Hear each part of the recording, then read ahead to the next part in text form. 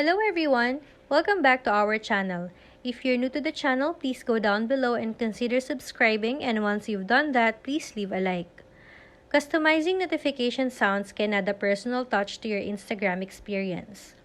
By changing the notification sound, you can easily differentiate Instagram notifications from other app alerts.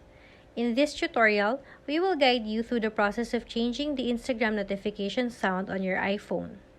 First, open your Instagram app. On the Instagram homepage, look at the bottom right of your screen and tap your profile.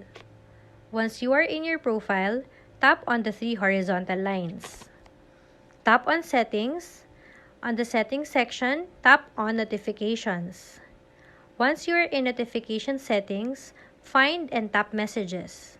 Now make sure that all of the settings here are set to on. Then we need to go to your phone settings and tap Sounds and Haptics. Unfortunately, there is no direct option to change your notification sound on Instagram. This limitation may not provide the answer you are hoping for.